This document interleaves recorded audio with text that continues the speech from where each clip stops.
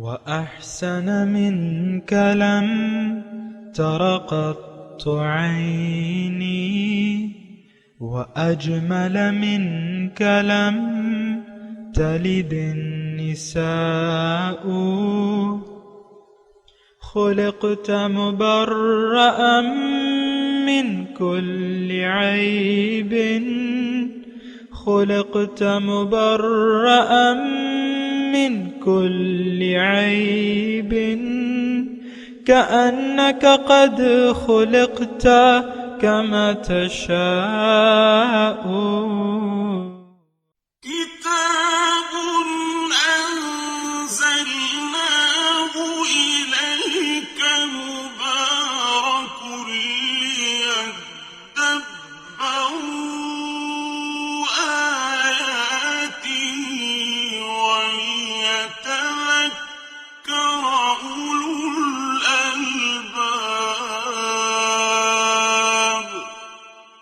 یہ کتاب برکت والی ہے جسے ہم نے آپ کی طرف نازل فرمایا ہے تاکہ دانش مند لوگ اس کی آیتوں میں غور و فکر کریں اور نصیحت حاصل کریں.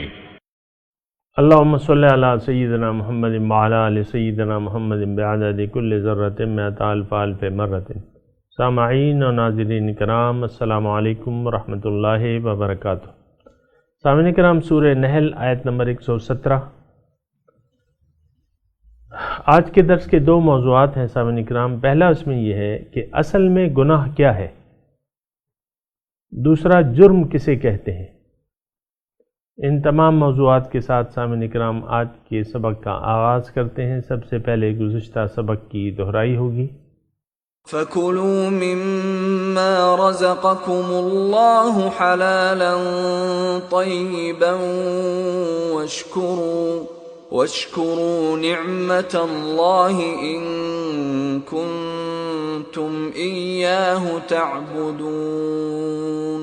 پس جو حلال اور پاکیزہ رزق تمہیں اللہ نے بخشا ہے تم اس میں سے کھایا کرو اور اللہ کی نعمت کا شکر بجا لاتے رہو اگر تم اسی کی عبادت کرتے ہو.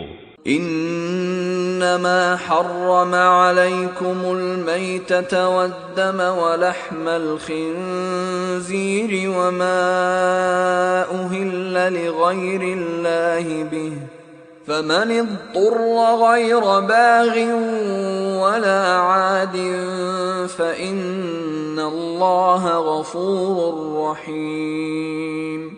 اس نے تم پر صرف مردار اور خون اور خنزیر کا گوشت اور وہ جانور جس پر ذبح کرتے وقت غیر اللہ کا نام پکارا گیا ہو حرام کیا ہے. پھر جو شخص حالت اضطرار یعنی انتہائی مجبوری کی حالت میں ہو، نہ طلب لذت میں احکام الہی سے سرکشی کرنے والا ہو اور نہ مجبوری کی حد سے تجاوز کرنے والا ہو، تو بے شک اللہ بڑا بخشنے والا نہایت مہربان ہے. ولا تقولوا لما تصف ألسنتكم الكذب هذا حلال وهذا حرام لتفتروا على الله الكذب ان الذين يفترون على الله الكذب لا يفلحون. اور وہ جھوٹ مت کہا کرو جو تمہاری زبانیں بیان کرتی رہتی ہیں کہ یہ حلال ہے اور یہ حرام ہے، اس طرح کہ تم اللہ پر جھوٹا بہتان باندھو. بے شک جو لوگ اللہ پر جھوٹا بہتان باندھتے ہیں وہ کبھی فلاح نہیں پائیں گے. سامعین کرام، سورہ نحل آیت نمبر 117. کچھ گزشتہ درس میں آخری آیت میں تھوڑا مضمون رہ گیا تھا، اور وہ یہ تھا کہ ان الذین یفترون علی اللہ الکذب لا یفلحون. جو لوگ اللہ تعالیٰ پہ جھوٹ گھڑتے ہیں وہ کامیاب نہیں ہوں گے. سامعین کرام، انسان دنیا میں کامیابی کے لیے آیا ہے، یہ بات نوٹ کر لیں، ناکامی کے لیے نہیں آیا ہے، اور نہ ناکامی اس کا مقدر ہے. اس کا مقدر صرف اور صرف کامیابی ہے، اور اللہ تعالیٰ نے اس کی کامیابی کے لیے بہت سے وسائل پیدا کیے ہوئے ہیں. ایک تو ہدایت ہے جو کہ اللہ تعالیٰ نے اس کو دی ہے، ہدایت ہے، پھر یعنی قرآن اور صاحب قرآن، اور پھر سامعین اکرام انسان کی فطرت جو ہے وہ نیک ہے، اور فطرت نیک ہے، فطرت سلیم اس کو دی گئی ہے۔ یہ سارے جو وسائل ہیں اس کو استعمال کر کے انسان اپنے مقصود میں کامیابی حاصل کر سکتا ہے۔ تو ایک بات تو یہ نوٹ کر لیں کہ انسان ناکامی کے لیے نہیں آیا ہے، اللہ تعالیٰ نے انسان کو کامیابی کے لیے دنیا میں بھجوایا ہے، اور پھر کامیابی کے لیے جو ذرائع ہیں وسیع مقدار میں اللہ تعالیٰ نے اس کے اسباب مہیا کر دیے ہیں۔ تو لیکن اگر کوئی ان وسائل کا غلط استعمال کر دیتا ہے، مثلا رسول کی تعلیمات سے انکار کر دیتا ہے، قرآن سے انکار کر دیتا ہے، قرآن کی تکذیب کرتا ہے، اور پھر ناشکری اختیار کر لیتا ہے تمام نعمتوں کی، یعنی ان کو غلط استعمال کرتا ہے، اور زندگی گزارنے کے اپنے طریقے وضع کر لیتا ہے، خود ساختہ طریقوں کے مطابق زندگی گزارتا ہے۔ اور سامعین کرام یہ مشکل نہیں ہے سمجھنا، آج ہم تقریباً من حیث القوم خود ساختہ طریقوں کے مطابق زندگی گزار رہے ہیں۔ اس کا کیا مطلب ہے؟ اس کا مطلب یہ ہے کہ ہم اللہ تعالیٰ پہ جھوٹ گڑھ رہے ہیں، اور اس کی تفصیل مطلب آپ یہ معاشرہ خود اس پہ شاہد ہے کہ ہم اللہ تعالیٰ پہ جھوٹ گڑھیں، اللہ تعالیٰ کے قانون کے مطابق زندگی نہ گزار کے ہم اللہ تعالیٰ پہ جھوٹ گڑھ رہے ہیں۔ تو ان الذین یفترون علی اللہ الکذب، دیکھیں یہ جملہ جو ہے یہ محدود نہیں ہے، یعنی صرف حرام حلال تو مطلب آپ ہر چیز میں یہ حرام حلال شامل ہے۔ مثال کے طور پہ آپ ایک چیز جو حرام ہے، مثال کے طور پہ موسیقی ہے، اور تو وہ اسلام میں حرام ہے، تو آپ کہتے ہیں کہ نہیں یہ حلال ہے، جیسا کہ آپ کی آج آپ کی انڈسٹری ہے اس کی بنیاد جو ہے وہ موسیقی پہ ہے، اور پھر آپ بہت سے لوگ جو ہیں یہ بے مقصد گانے سنتے ہیں، گاتے ہیں، تو اور ہم اسے حلال سمجھتے ہیں۔ یہ میں نے آپ کو ایک مثال پیش کی ہے سامعین کرام، یا مثال کے طور پہ داڑھی منڈوانا جائز نہیں ہے اور ہم اسے جائز سمجھتے ہیں، مثال کے طور پہ عرض کر رہا ہوں۔ یا بعض لوگ نماز نہیں پڑھتے اور نماز نہ پڑھنے کو ہلکا سمجھتے ہیں، تو یہ اللہ تعالیٰ پہ جھوٹ باندھتے ہیں۔ تو یہ افتراء علی اللہ جو ہے اس کا دائرہ کار بہت وسیع ہے سامعین اکرام۔ بیگم صاحبہ جو ہیں بلا وجہ شوہر سے روٹھ جاتی ہیں دنیاوی باتوں پہ، اور تو یہ جائز نہیں ہے، اور وہ بیگم صاحبہ جو ہے نماز کا وقت ہوتا ہے تو نماز کے لیے کھڑی ہو جاتی ہیں، اور پھر وہ منہ بسورے رکھتی ہیں، تو یہ تو جائز نہیں ہے، آپ اسے جائز سمجھتے ہیں۔ یا شوہر جو ہے بیوی کو زر خرید غلام سمجھتے ہیں بعض شوہر، اور ان کو گالیاں بھی دیتے ہیں، مارتے ہیں، پیٹتے ہیں، اور اسے جائز سمجھتے ہیں، جبکہ یہ جائز نہیں ہے۔ اور بہت سی ایسی، یہ تو میں نے آپ کو مثالیں دی ہیں، یعنی یہ مثالیں جو ہیں یہ احاطہ نہیں کرتی ہمارے ان تمام کاموں کا جو کہ ہم حلال سمجھ کے کر رہے ہیں۔ مثال کے طور پہ دین کی تعلیم حاصل کرنا فرض ہے، دین کی ضروریات کا حاصل کرنا جو ہے وہ فرض ہے، اور وہ مشہور حدیث ہے طلب العلم فریضۃ علی کل مسلم و مسلمۃ۔ طلب علم جو ہے یعنی اس کا جو مفہوم ہے وہ یہ ہے زندگی کی، اور یہ سامعین اکرام بات یہ ہے کہ بہت ساری چیزیں جو ہے وہ اندھیرے میں ہیں ہمارے، کیونکہ ہم اس پہ غور نہیں کرتے۔ اب طلب علم جو ہے اس کا یہ مطلب نہیں ہے آپ کسی مدرسے میں داخلہ لے لیں، ہاں دیکھیں یہ بہت اہم حدیث ہے، اور میں مناسب سمجھتا ہوں کہ اس پہ تھوڑی سی بات کروں۔ وہ یہ ہے کہ دیکھیں اللہ تعالیٰ نے انسان کی کامیابی جو ہے، یہاں تو فلاح کا تذکرہ آ رہا ہے نا، فلاح کا، لا یفلحون، فلاح نہیں پائیں گے، تو فلاح پانے کے لیے انسان آیا ہے، اور فلاح پانے کے لیے کرنا کیا ہے؟ زندگی کو ایک خاص طریقے یعنی اللہ تعالیٰ کی ہدایت کے مطابق گزارنا ہے۔ اب اللہ تعالیٰ کی ہدایات کا علم حاصل کرنا اتنا جتنا کہ آپ کی ضرورت ہے، یعنی طہارت کے احکامات ہیں، اور نماز ہے، روزہ ہے، زکوٰۃ ہے، یہ جو آپ کو عام طور پہ زندگی میں پالا پڑتا ہے، یا کاروباری جو چیزیں ہیں مردوں کے لیے، تو یہ ساری چیزیں جو ہیں یہ اس کا علم حاصل کرنا فرض ہے سامعین کرام۔ کاروبار کیسے طریقے سے کیا جائے گا، کیا کیا کھانے کھائے جائیں گے،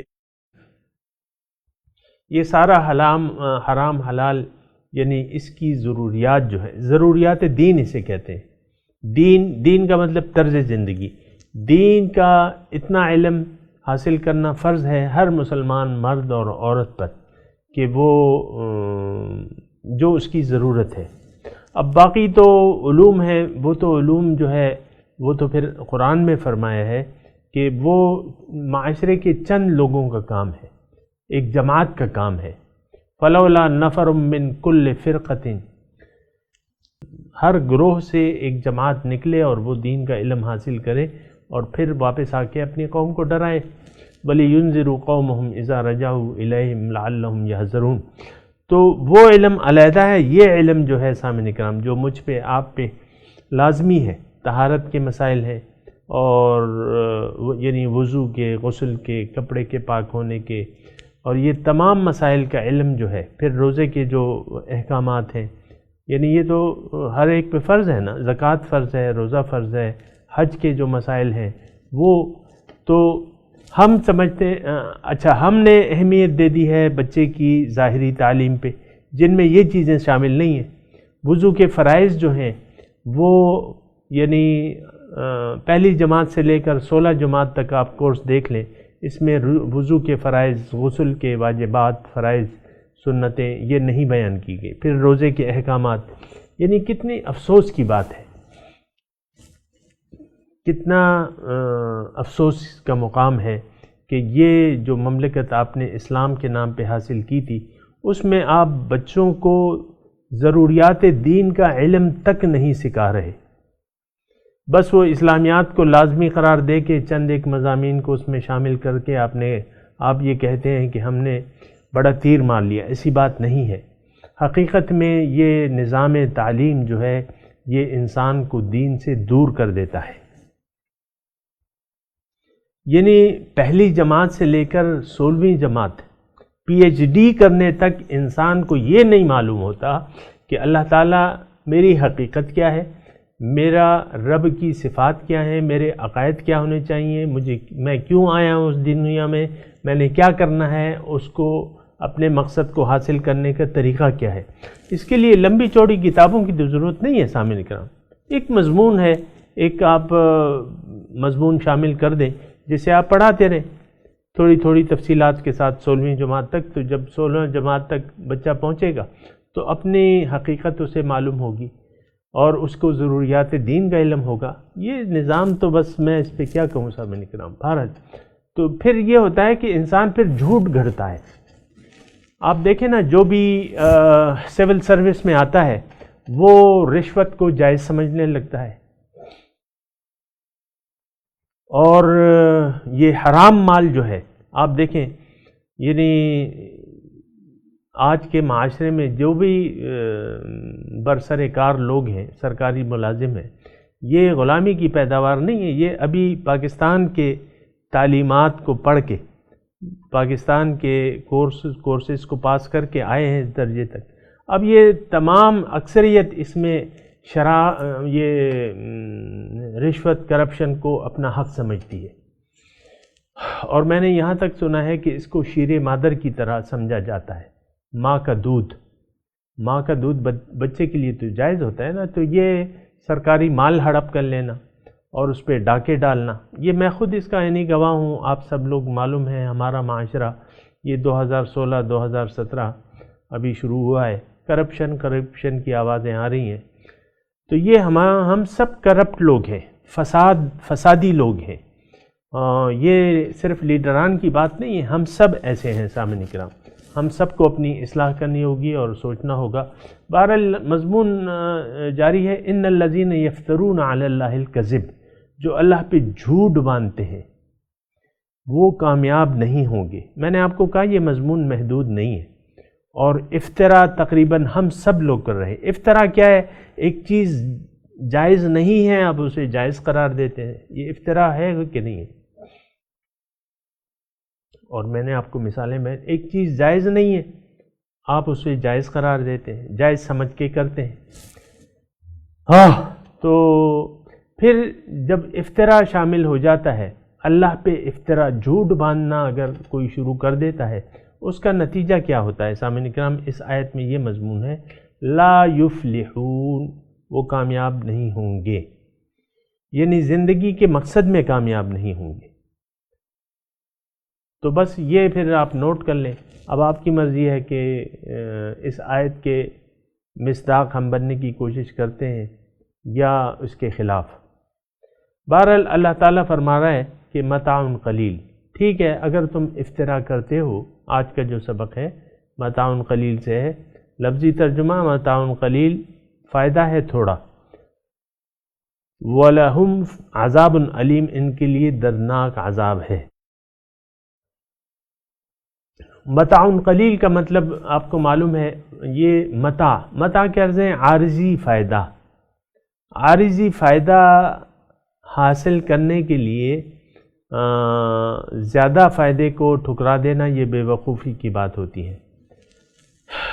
کل ہی ایک بات ہو رہی تھی میری، تو اس نے کہا کہ حرام میں اور ناجائز میں تھوڑا فائدہ تو ہے، متاع قلیل تو ہے. میں نے کہا ہاں ٹھیک ہے، لیکن یہ ہے کہ وہ فائدہ اس کا معنی کیا ہو گیا کہ آپ یعنی ایک گڑھے کے کنارے، آگ کے گڑھے کے کنارے بیٹھ کے چکن ٹکا اور مٹن ٹکا سے لطف اندوز ہو رہے ہیں اور وہ گڑھا گرنے والا ہے، تو اس خوراک کا فائدہ کیا ہو گیا کہ تھوڑی دیر بعد آپ جہنم کے گڑھے میں گر جائیں گے.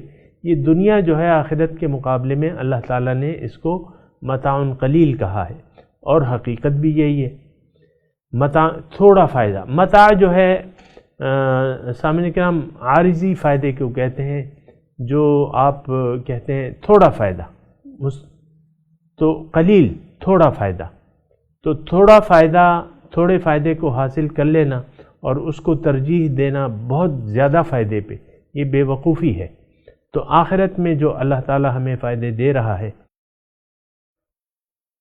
اس کو اگر ہم نظر انداز کر کے زندگی کا یہ حرام میں جو تھوڑا فائدہ ہے یا اللہ تعالیٰ پہ جھوٹ باندھنے میں تھوڑا فائدہ ہے، تو اس کو ترجیح دینا یہ تو بے وقوفی ہے.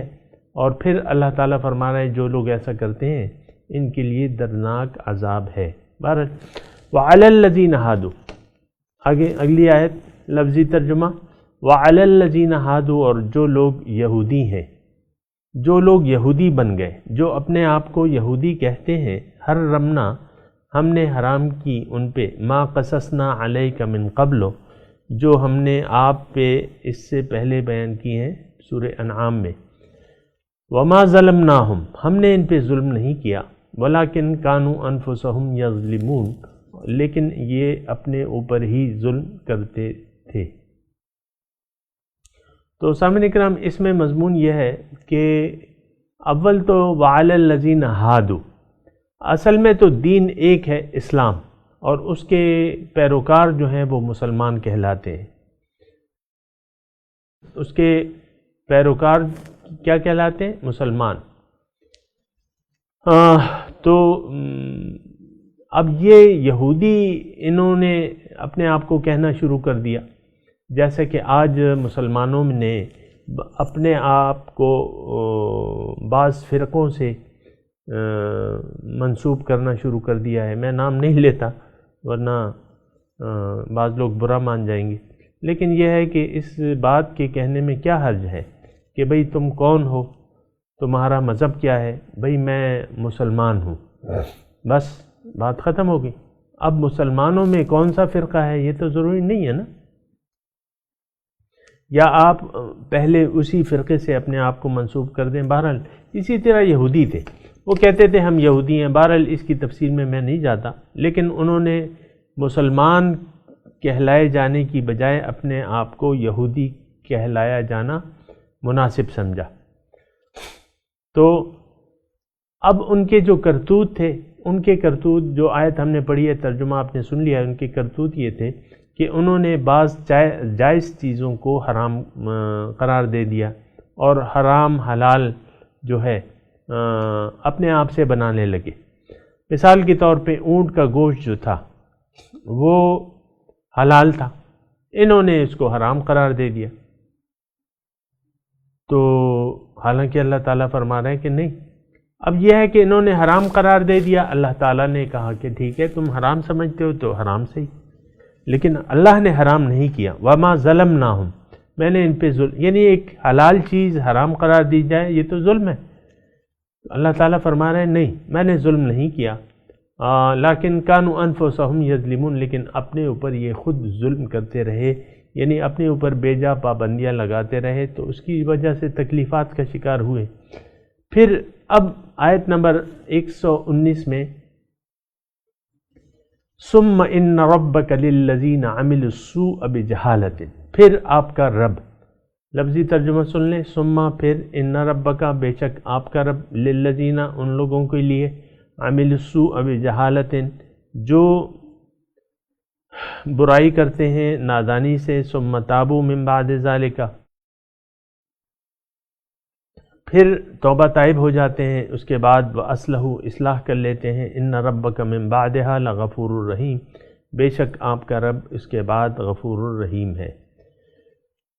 زیر نظر آیت میں اللہ تعالیٰ نے گناہوں کی بخشش کی شرائط بیان کی ہیں۔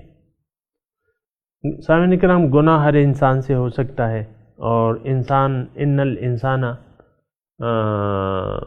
وخلق الانسان ضعیفا، انسان کو کمزور پیدا کیا گیا ہے، یعنی اس میں بشری جو خصائص ہیں تو ان کی وجہ سے، نفس ہے، شیطان ہے ان کے ساتھ، ان کی وجہ سے اس بات کا امکان ہو سکتا ہے کہ یہ کہیں نادانی کر بیٹھے۔ لیکن یہاں ایک یہ وہی میں نے نادانی کہا ہے، عامل السوء بجہالۃ، نادانی سے کوئی غلطی کر بیٹھے، نادانی یعنی بے سمجھی کی وجہ سے انسان گناہ آلود ہو سکتا ہے، کوئی گناہ اس کا کر سکتا ہے یا گناہ کا ارتکاب یہ کر سکتا ہے، تو اللہ تعالیٰ فرماتا ہے کہ یعنی اس کی بخشش کا طریقہ اس آیت میں اللہ تعالیٰ بیان کر رہے ہیں۔ دوسرا اس آیت میں اللہ تعالیٰ مومنوں کا جو طرز ہے، زندگی گزارنے کا جو طرز حیات ہے، یا ان سے جو غلطی ہو جاتی ہے اس کے بعد ان کا جو رویہ ہونا چاہیے، اس کو اللہ تعالیٰ اس آیت میں کلیئرلی بتا رہے ہیں۔ ایک تو بنیادی طور پہ یہ بات نوٹ کر لیں سامعین اکرام کہ گناہ پہ اصرار مومن کا شیوا نہیں ہوتا۔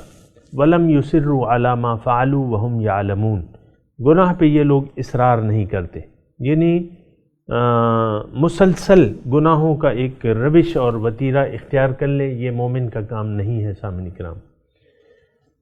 اور وَالَّذِينَ إِذَا مَسَّهُمْ طَائِفٌ مِّنَ الشَّيْطَانِ تَذَكَّرُوا فَإِذَا هُمْ مُبْصِرُونَ، او کما قال اللہ تعالی، کہ یہ ایسے لوگ ہوتے ہیں کہ جب انہیں شیطان کی طرف سے کوئی وسوسہ پہنچتا ہے تو یہ تذکر، بیدار ہو جاتے ہیں اور ان پہ حقیقت آشکارا ہو جاتی ہے۔ انما التوبۃ علی اللہ للذین یعملون السوء بجہالۃ ثم یتوبون من قریب، پھر اللہ تعالیٰ دوسری جگہ ارشاد فرماتا ہے کہ توبہ تو ان لوگوں کی قبول ہوتی ہے جو گناہ کر لیتے ہیں، پھر نادانی سے گناہ کر لیتے ہیں، پھر جلد ہی اپنے گناہ کا اعتراف کر کے اللہ تعالیٰ کی طرف تائب ہو جاتے ہیں، معافی مانگتے ہیں، اس کی اصلاح کرتے ہیں، تو ثم ان ربک من بعدها لغفور الرحیم، پھر اللہ تعالیٰ جو ہے غفور الرحیم ہے۔ جس معاشرے میں میں اور آپ رہ رہے ہیں اس معاشرے میں تو اول تو یہ یعنی وہ بات یہ ہے کہ آبے کا آبا ہی بگڑا ہوا ہے۔ ہم تو گناہ کو جانتے بھی نہیں ہیں کہ گناہ ہے کیا چیز، اور حقیقت میں گناہ کیا ہے میں آپ کو بتاؤں ذرا۔ گناہ صرف یہ نہیں ہے کہ آپ نے زنا کر لیا، سود کھا لیا، شراب پی لی، چوری کر لی، ڈکیتی کر لی۔ یہ اصل جو گناہ ہے نا سامعین اکرام، وہ ذرا نوٹ کر لیں آپ۔ اصل گناہ یہ ہے کہ آپ کو اللہ تعالیٰ نے زندگی دی ہے، آپ کو اللہ تعالیٰ نے باشعور پیدا کیا ہے، عقل مند پیدا کیا ہے۔ اب جب آپ باشعور ہو جاتے ہیں تو آپ اللہ تعالیٰ کو بھول جاتے ہیں، آپ اپنے آپ کو نہیں پہچانتے کہ میں کون ہوں، کیوں ہوں، میں نے کیا کرنا ہے۔ ظاہر ہے کہ یہ زندگی سامعین اکرام محدود ہے، میرے پاس ہے، آپ کے پاس ہے، یہ محدود زندگی ہے، اور اللہ تعالیٰ نے ہمیں عبث نہیں پیدا کیا ہے۔ ہمیں واپس اللہ تعالیٰ لوٹائے گا اور پھر ہم سے جواب دہی بھی ہوگی۔ تو ایک تو ہم اپنے آپ کو عبث سمجھتے ہیں، یعنی ایک جو معاشرتی رویہ ہے نا سامعین اکرام، وہ یہ ہے کہ ہم اپنے آپ کو بے مقصد، زندگی کو بے مقصد سمجھتے ہیں۔ بہت سے لوگ ایسے ہیں، ان کو معلوم ہی نہیں ہے، کہتے ہیں بس پیدا کیا ہے اللہ تعالیٰ نے اور وہ اپنی قدرتیں ہمیں بتا رہا ہے۔ یہ مختلف نظریات ہیں، یا ہر جتنی عقلیں ہیں اتنی سوچیں ہیں، ہر انسان دین کے متعلق اپنی اپنی فرسودہ سوچ رکھتا ہے جس کا حقیقت سے کوئی تعلق نہیں ہوتا۔ تو حقیقت یہ ہے کہ انسان، میں گناہ کی بات کر رہا تھا، کہ انسان اپنے آپ کو نہ پہچانے، اپنے رب کو نہ پہچانے، اپنے رب کو بحیثیت مقصود و محبوب و مطلوب بھول جائے، اس کو پتہ ہی نہ چلے، یا معلوم کرنے کی کوشش ہی نہ کرے کہ میرا مقصود زندگی کیا ہے، میں کیوں پیدا کیا گیا ہوں۔ تو اب ایک بے مقصد زندگی وہ گزار رہا ہے۔ پھر ظاہر ہے انسان بے مقصد تو رہ نہیں سکتا، پھر اس نے باطل کو اپنا مقصود بنا لیا، باطل کو اپنا مقصود بنا لیا۔ باطل کیا ہے؟ دنیا۔ اللہ کو چھوڑ کے اگر باطل کو مقصود بنا لیا تو پھر تو یہ غلطی بھی آ گیا، اس نے راستہ بدل لیا اپنا۔ راستہ تو اس کا صراط مستقیم تھا، اس کی کامیابی کا راستہ صراط مستقیم تھا، اس نے صراط مستقیم کو یعنی صراط مستقیم کو پسند نہ کیا، جس طرح کہ آج ہم نے ریجیکٹ کیا ہے صراط مستقیم کو۔ تو پھر یہ ہے کہ اس نے دنیا میں رہنے کو اپنا حاصل زندگی بنا لیا۔ میں ہوں، یہ میری بیوی، یہ میرا شوہر، یہ اولاد، یہ میرے گھر، یہ کاروبار، یہ کارخانے، اور بس یہ میرے رشتہ دار، یہ میری گھرانہ، یہ میری پارٹی۔ تو پھر یہ ہے کہ یہ یعنی گمراہ ہو گیا۔ حقیقت میں یہی کہوں گا کہ یہ گمراہ ہو گیا، اللہ کو بھول کے اس نے دنیا کو اپنا مقصود بنا لیا، تو یہ گمراہ ہو گیا۔ جب یہ گمراہ ہو گیا، اس نے مقصد زندگی باطل کو مقصود بنا لیا، ختم ہو جانے والی چیزوں کو مقصود بنا لیا۔ اب سامعین اکرام یہ بات نوٹ کر لیں، اس کا ہر فعل گناہ ہے، ہر نیک فعل اس کا برباد جائے گا، کیوں کہ اس کا کوئی مقصد ہی نہیں ہے۔ نماز تو ایک مقصد کے لیے، روزہ تو ایک مقصد کے لیے، یہ تو دین کے احکامات ہیں اور دین کا ایک مقصد ہے، آپ نے اس مقصد کو ریجیکٹ کر دیا۔ نہیں، آخرت میری ترجیح نہیں ہے۔ ہم آج عملاً اپنے عمل سے یہ کہہ رہے ہیں کہ نہیں، آخرت ہماری ترجیح نہیں بلکہ دنیا ہماری ترجیح ہے۔ سامعین اکرام نوٹ کر لیں، ہر عمل گناہ ہے، بدکاری ہے، گناہ ہے اور بدکاری ہے۔ بد فعل، بدکار، یہ اس کے وسیع مفہوم کے تحت آپ لیں، یہ بدفعلی ہے، بدکاری ہے، گناہ ہے، جرم ہے۔ ہاں، یہ سامعین اکرام ذرا مذاق کے طور پہ نہیں کہہ رہا میں باتیں، یہ صحیح باتیں ہیں۔ تو پھر یہ ہے کہ کیا ہوگا، پھر تو انسان جو ہے تاریکی کی گمراہی کی تاریکیوں میں اترتا چلا جائے گا۔ بہرحال سامعین اکرام، میں فی الوقت اس مضمون کو سمیٹتا ہوں، انشاءاللہ اگلے درس میں تھوڑی سی اس پہ بات کر لیں گے۔ اب میں تلاوت کرتا ہوں، میرے ساتھ آپ دہرائیے۔ اعوذ باللہ من الشیطان الرجیم، بسم اللہ الرحمن الرحیم۔ متاع قلیل وَلَهُمْ عَذَابٌ أَلِيمٌ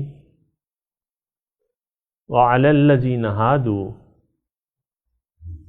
حَرَّمْنَا مَا قَصَصْنَا عَلَيْكَ مِنْ قَبْلُ وَمَا ظَلَمْنَاهُمْ وَلَكِنْ كَانُوا أَنفُسَهُمْ يَظْلِمُونَ۔ ترجمہ سنا دیجیے۔ متاع قلیل، فائدہ ہے تھوڑا، وَلَهُمْ عَذَابٌ أَلِيمٌ، ان کے لیے دردناک عذاب ہے۔ وَعَلَى الَّذِينَ هَادُوا،